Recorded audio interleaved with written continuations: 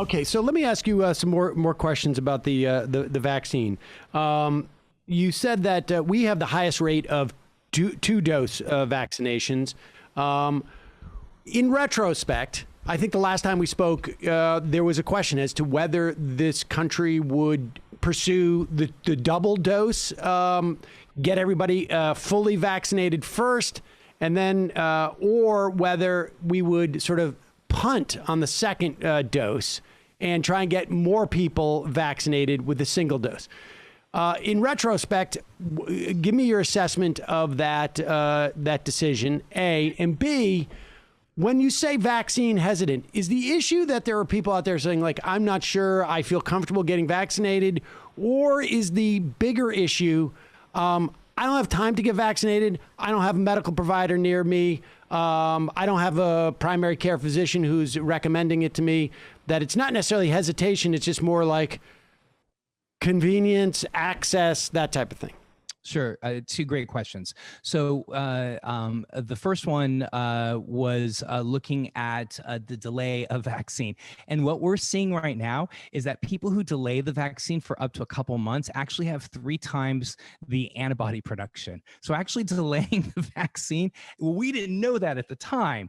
Now, every public health professional in the US will fall in line with what the FDA says. We will never fall out of line for what the FDA says, because if there was for lots of obvious reasons, public health, we follow the science, and the science said do it within 3 weeks for Pfizer or 4 weeks for Moderna. And then you had other parts of the world that were saying we want to delay to get everybody the first dose. In retrospect, it turns out that may not have been a bad idea. That may not have been a bad idea, because we're now seeing people who are delayed by a few months actually have greater antibody responses. Now, not that people who did get it, like I did, I got Moderna, I got mine in 4 weeks, I'm sure I have a perfectly fine antibody response, and I know that it's going to last for a long time.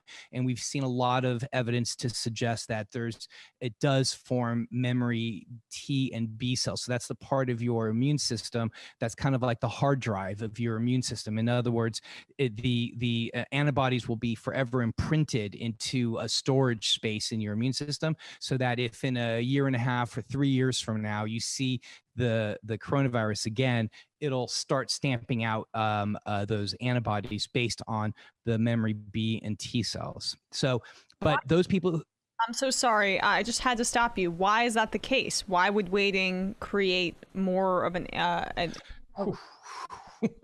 We're just getting this data this week. There was hints of it that emerged last week, Emma, like on Friday, but this week the data is starting to emerge that there's an increase. And it just, Moderna and Pfizer, think about from their perspective, they were trying to get a vaccine as quick as possible. Had they had years they would have probably played with lots of time intervals, right? And so they would have probably done something like 3 months, 6 months, 1 year for when you get your second. But because they were on such a quick time interval, they probably played with like 5 days, 10 days, 21 days, 28 days, and they found that they could get to 95% in 21 and 25 days, Pfizer and Moderna respectively. Let me just piggyback on that question. So does the second shot actually stop the process of developing more antibodies, and does it then start up again? I mean, no, it's such a good question. So listen to this. This is fascinating. So the people who've had coronavirus in the past, they are already at a certain baseline of antibody production. That first shot that they get puts them over the edge of what we call enough antibodies, right? So people who've actually had coronavirus, that second shot doesn't really do much, because we want them to get it because that's what the science says to do. But just having been initially vaccinated, initially generating natural induced immunity. In other words, you had antibodies because you were infected. That first shot is enough just to push you over the edge. But for people who did not have COVID, so for some like myself, that first one just gets you kind of in the general vicinity as to where people who've had COVID in the past, that's where their levels were. But that second shot definitely puts you over the edge as well. And along those lines, people who have very strong reactions to the vaccine, either the first vaccine dose or the second dose, those are people who've actually had COVID in the past, whether they knew it or not. Because remember, 60% of people who had COVID don't know they've had COVID. So when you hear people who say they've had these I was really had fevers and chills and la la la, those people who've had a little bit more dramatic responses are likely to have had COVID in the past, because what we've seen is that people who've had COVID in the past have stronger reactions to the vaccine. Remember, these are very short-lived. These are 1 or 2 days at max. I know a lot of those people actually who had that kind of reaction. That's interesting. All right, so give us a sense of like what now, and just to explain herd immunity to a certain extent to us. Right. I mean, so of course, herd immunity. I'm sorry.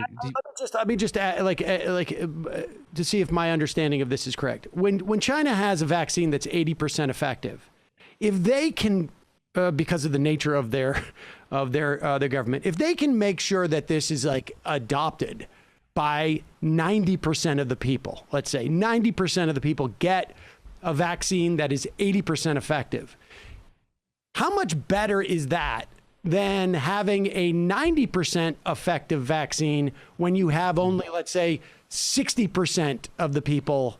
And, you know, I don't mean to give you any math because I can't, I'm just throwing those numbers out there. Right. There may be an algorithm where Yeah. That requires math. But the general principle of it, Right.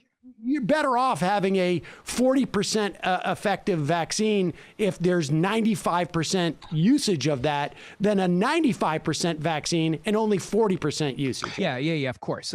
I mean, we see that with the influenza vaccine. Usually is anywhere between 50 to 70% effective, and only usually 30 to 40% of the country gets vaccinated for influenza annually. And that's enough to keep the levels low-ish, right? We want to see higher efficacy, and we're going to probably start seeing them with mRNA vaccines once they start generating influenza vaccines via mRNA. And we also want to see more people vaccinated, obviously, as well. But the principle that you laid out is correct.